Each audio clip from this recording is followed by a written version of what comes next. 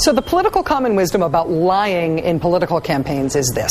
A candidate for office can get into trouble if the press decides to start calling him or her a liar. In 2000, for example, the Bush Rove forces decided to brand Al Gore a liar, an exaggerator. That's how we got the Al Gore says he invented the internet thing.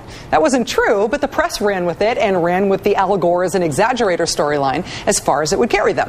If you can get the press to press your idea that the other guy's a liar, great. If you can't, though, there's a risk. You might look like you're whining about the other guy, like Bob Dole back in the New Hampshire primary in 1988.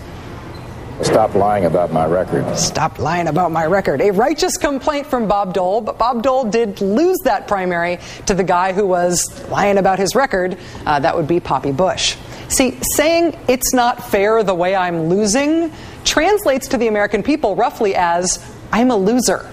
That's the dilemma confronting Barack Obama's campaign right now, as the McCain campaign keeps lying over and over and over and over again. Sarah Palin did not say thanks but no thanks to that bridge to nowhere. People making $42,000 a year will be way better off under Obama's tax plan than under McCain's. Obama supported legislation to help keep kindergartners safe from sexual predators, and turning that into some creepy anti-sex ed ad is not just a McCain lie, it is a prevarication miracle, totally unknowable through rational means. That jet did not get sold on eBay. No one called Sarah Palin a pig. All this stuff is all just made up. Even Karl Rove believes it's made up.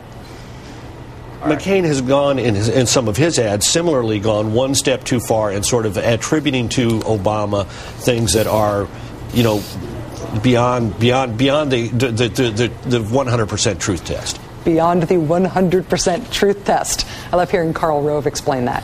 The question, though, is what's the tipping point here? At what point does the overall story of this campaign shift from John McCain, known honorable guy, has some inaccurate ads? When does it shift to John McCain is a prevaricator? John McCain is not telling the truth. John McCain is John McCain is an exaggerator, at least. Maybe it shifts when the country starts to realize that McCain's not just lying about Obama's record or Palin's record or even McCain's own record. Maybe this overall story shifts when we realize that McCain is apparently willing to lie even about sad, small, petty, embarrassing things, such as crowd size. Bloomberg News first reported this weekend that the McCain campaign has been overstating the size of their crowds, the crowds that show up to their rallies, inflating the crowd estimates. Why didn't he just sheepishly say to his undersized audience, I swear this never happens to me? Last Wednesday in Fairfax City, Virginia, McCain's campaign said there were 23,000 people on hand for the campaign's largest event ever. They cited the local fire marshal as the source. The local fire marshal, however, says he provided no such number to the campaign, and a reporter on hand from the Washington Post said, actually, looked to him about like 8,000 people, not 23,000 people. Again, on Saturday, a local Nevada politician supporting McCain gave a shout-out to the 10,000 people who he said had turned out to see Sarah Palin. Is this what 10,000 people look like? Actually, no. The problem here is that venue only holds 3,500 people. Maybe folks were sitting on each other's laps or hiding in each other's purses or something. I don't know. I can understand why John McCain would want his campaign to seem bigger than it is. But this is humiliating. It's like lying about how much you weigh. It's like saying, this never happens to me, I swear.